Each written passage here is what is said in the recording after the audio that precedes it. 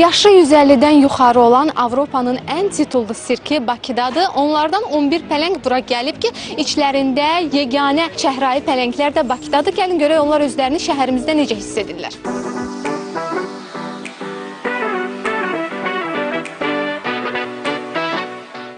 Vaxtilə müxtəlif ölkələrdən Azərbaycana sirk ustaları gəlib. Maraqlı çıxışlar və şoularla paytaxtımızın qonağı olublar. İtaliya sirki isə öz pələngləri ilə ilk dəfədir ki, Bakıdadır. Onlar Bengal, ağ və çəhrayı pələnglərin şousu ilə çıxış edəcəklər. 150-dən çox yaşı olan bu sirkin əsas təlimçisi Brunodur. Deyir, o pələnglərlə böyüyüb. Ona görə də bu onun üçün heç bir təhlükə yaratmır. Mən pələnglərlə uşaqlıqdan bir yerdə böyüdüyüm üçün onlar məni öz ataları kimi, həmçinin də anaları kimi qəbul edirlər. Uşaqlıqdan biz onlara süd veririk, çünki bəzən ananın kifayət qədər südü olmur. Mən hər gün onlarla gərək oynayım, məşq eləyim. Ümumiyyətlə, pələnglər 1 yaşa çatdıqda onlar gündəlik 5-6 kilo ət yeyirlər. Həm toyuq əti, bəzən qırmızı ət veririk. Buna artıq biz özümüz baxırıq ki, hansı pələngə hansı yeməyi vermək lazımdır. Ümumiyyətlə, Avropada şərtlər çox yüksəkdir. Qayğı barəsində onların yaşayışı necə olmalıdır, ona görə də biz bütün Avropa standartlarına riayət edirik və hər zaman onların qayğısına ən yüksək səviyyədə qalırıq. Pələnglərin görünüşləri kimi xüsusiyyətləri də fərqlidir. Əgər Bengal pələngləri sakit və daha həlimdirsə, çəhrayı pələnglər əksinə öz emosionallığı ilə seçilir. Bizim məşqimiz oyun kimidir. Mən onlarla 5-10 dəqiqə oynayıram, qaçıram. Çünki onlar məşq prosesindən həzz almalıdırlar.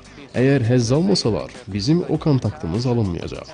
Ümumiyyətlə, biz heç vaxt əlavə dərmanlar vermirik. Mən öz enerjimi verirəm onlara. Necə ki, insanlar xəstə olanda biz onlara yardım edirik, eynən pələnglərdə də belədir. Pələnglər də insanlar kimidir. Az öncə hansı pələngə ki mən toxundum, o içlərində ən çox mülayim olanıdır. Ümumiyyətlə, o mənim üçün böyük bir pişik kimidir. Gördüyünüz çəhrayı pələng isə ən aqresividir. Ona görə də həmişə baxıram ki, onun əhval-ruhiyyəsi necədir, ona uyğun atraksiyonlar eləyək. Sözü gedən pələng ailəsi ötən il Monte Carlo'da keçirilən Monaco Şəhzadəsinin festivalında qalib gəliblər. Festivala yalnız bütün qaydalara doğru düzgün əməl edən iştirakçılar qatıla bilir. İtaliya sirkini Bakıya gətirmək də o qədər asan olmayıb. Layihə rəhbərinin sözlərinə görə ümumilikdə proses 2-3 il vaxtlarını alıb. Bizim məqsədimiz Azərbaycanda böyük sirk festivalı təşkil etməkdir və bugünkü də ailə ki, bu Mr. Flavio bugün Azərbaycandadır. Bu bizim üçün yaxşı bir təməldir. Bakı Dövlət Sirkində olduğu kimi ənənəyə sadiq qalaraq birinci günləri biz şəhid qazi ərlərin övladlarına və xeyriyyə məqsədi ilə valideyn himayəsindən məhrum qalmış övladlarımızı həsr edirik.